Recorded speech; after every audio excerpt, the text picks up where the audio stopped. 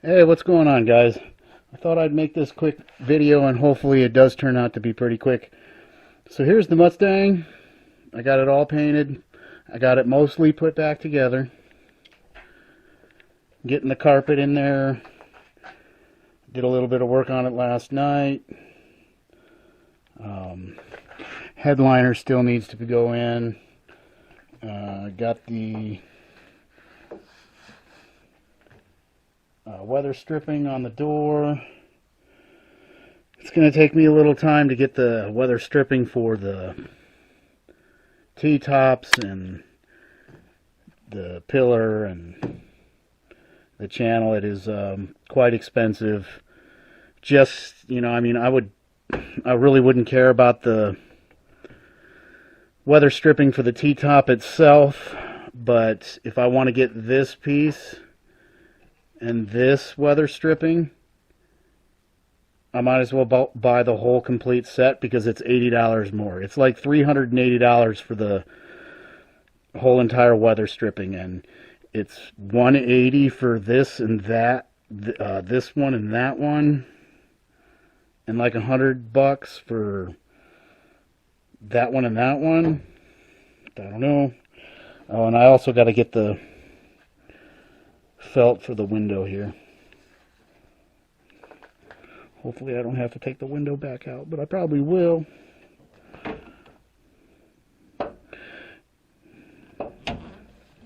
Who knows? But oh, wait a minute. Let me pause.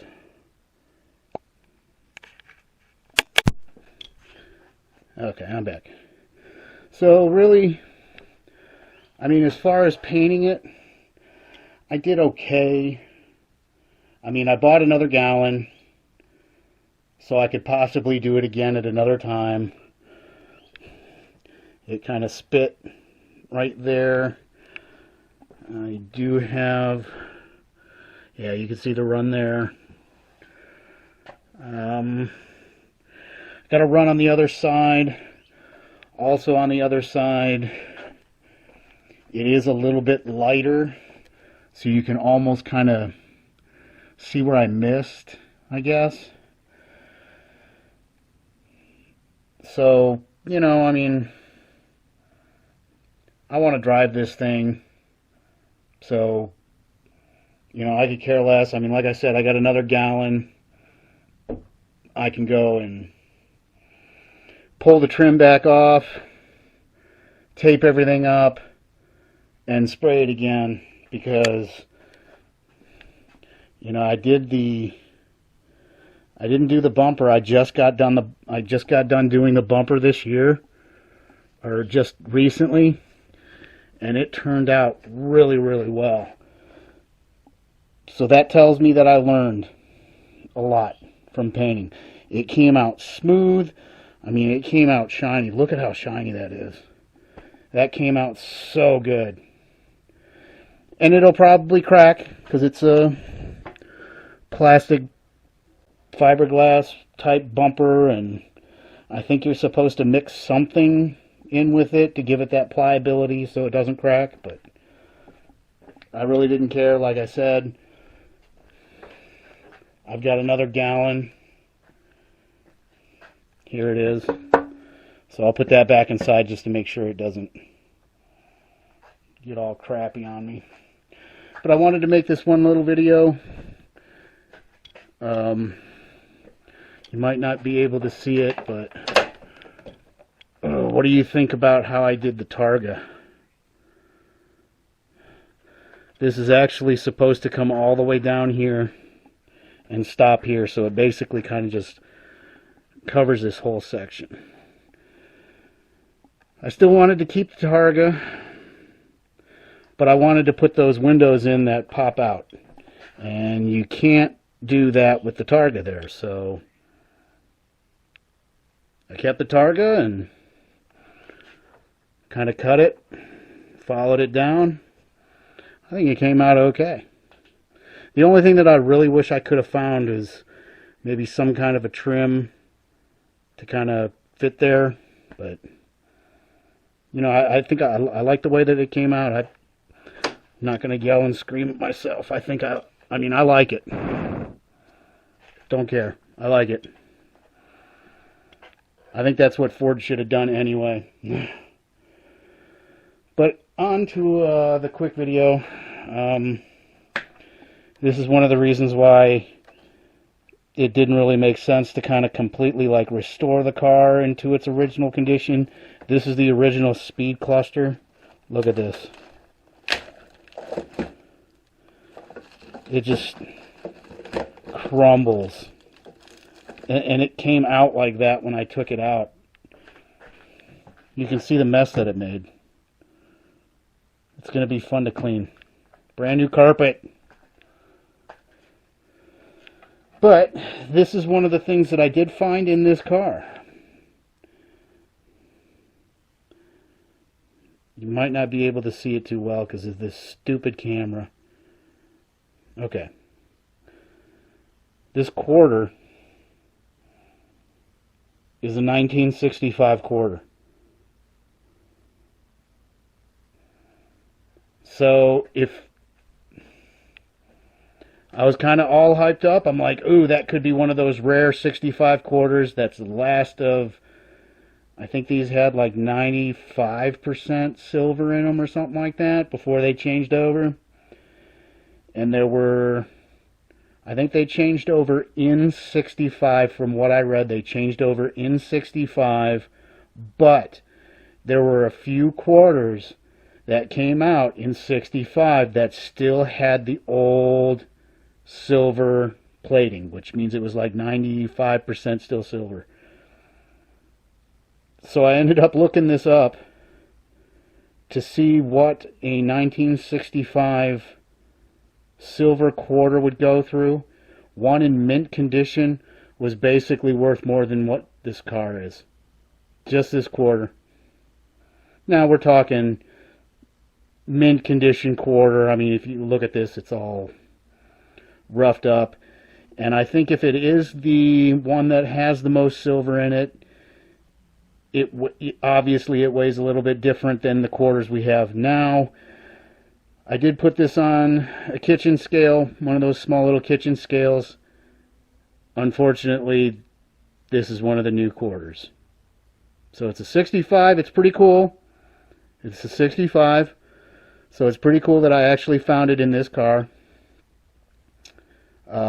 Which basically means whenever you get an old vehicle, look through it. You might find something like a 65 quarter. So I did find that in this car. Now, I don't know whether or not in the video you could tell that the interior in this one is now black. It was tan. I changed it to black. So I pulled everything out of the 77 that I had. In one of the videos, it's the one that I took the T-top off of, so the 77 T-top is sitting in this. And the 77 floor pans are also sitting in this, or the floor sections that I needed. However, I probably have one of the most rarest, funniest things that I've ever pulled out of a vehicle. And I'm 100% positive this came from the factory. Somebody did this at the factory. It is not a joke. Somebody did not do this as a joke to their friend. This is the back seat of the 77. Oh, if you have kids, have them kind of close their eyes real quick. Somebody, either in the interior department or assembly, drew that and put it in that 77. That came from the factory. And the reason why I know that that came from the factory was, and it's not a joke, was to get that thing out, it was bolted there. You see that hole there? And there and it slides over the back there. And you have to take those two seats out. So if you wanted to pull a prank on somebody that they would never see, you would pull those seats out, those two bolts out, pull that up, put that on there, and then put it all back together to where the person that you're pranking would never see it. That came from the factory. That is the funniest thing that I have ever seen. And it took me a little while because it was like, what is that? And then after looking at it for a while, I was like, you have got to be kidding me. I cannot believe that is so funny. The things that they were doing on the assembly line in 1977, that is freaking hilarious. I haven't seen anybody else on YouTube. Everybody's looking for build sheets and stuff like that. I find that. This did not have a build sheet. Neither did the 77. I find that. That is 10 times better than a build sheet. That is freaking awesome. That is so freaking cool. That was so funny. But I thought I'd do this nice little quick video, which really isn't a very quick video, but wanted to show you a little bit of an update on this 78 Mustang 2, and it's getting ready. I'm getting real close to taking this thing out, so got to order. I screwed up in ordering the carpet. I ordered 74 to 77. The 74 to 77 is the same here, but the 78 has the extra piece of carpet that goes there. I got to put the seat belts back in,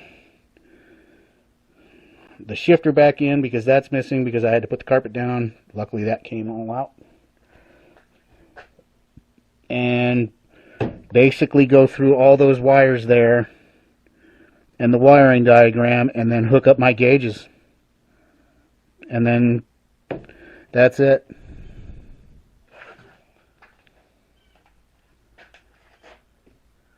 Which this thing does not have an oil pressure gauge, so I may have to just hook that up separate. Run its own line. Because it's just got fuel, temp, and battery. Yeah. Well, since the Galaxy's right next door, let's do a quick little thing on the Galaxy. Galaxy is this close. Taking a day off of work next week. It's going to be nice. And this thing will be painted. Don't get me started on how much it's going to cost me for the weather stripping for this thing. But the good thing about this car, I got this car so freaking cheap that anything that I put into it, even including my man hours and stuff like that I'm putting into it, I'm getting profit if I sell it. 100% profit. I'm getting a good chunk of money. Because even if you look up one of these, if you look up 1967 Ford Galaxy 4-door and how much it's worth, I'm getting 20 grand as a low. Plus, it's got the 390 in it. It's not a 289. It's not the 6-cylinder. It'd be nice if it was the 429. But this thing will be painted. The only reason why it's not getting painted right now, I really need to move that out because I need the space in the garage, and I have to be able to. I need to make sure that I'm going to get a good couple of days of sun to where I don't feel too bad about leaving it out. I just don't want it to rain on it because the T-top weather stripping is garbage. But I do have a cover for it, so I know I can cover it. But I need to do a spot prime here. And stupid me went freaking crazy, and I got to do a spot prime there. So I got two spots to spot prime on this fender, and this car is ready to paint. I can't wait to show you guys the color of the paint. I cannot wait. I think you guys are going to like the color of the paint. It's going to be beautiful when this car comes out. And hopefully I learned a lot. This will be this will be the third time I'm painting.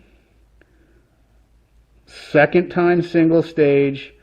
But it's going to be a solid color single stage. So if I do get a run in it, I can fix it. I can sand it out, and we can be good to go. But I think I learned a lot since painting the second time, that I think everything, that this is going to lay perfect. I'm not going to give myself any promises. I'm not going to give myself too much high hopes and things like that. But I really do think that I'm going to be able to knock this one out of the park. I really hope so. So I'm getting better. I'm pretty happy, and I think I'll be happy once I get this thing all painted, because once I get this thing all painted, I get the wonderful pleasure of putting it back together and trying not to scratch anything. So, all right, guys, take it easy. Have a good one. Peace.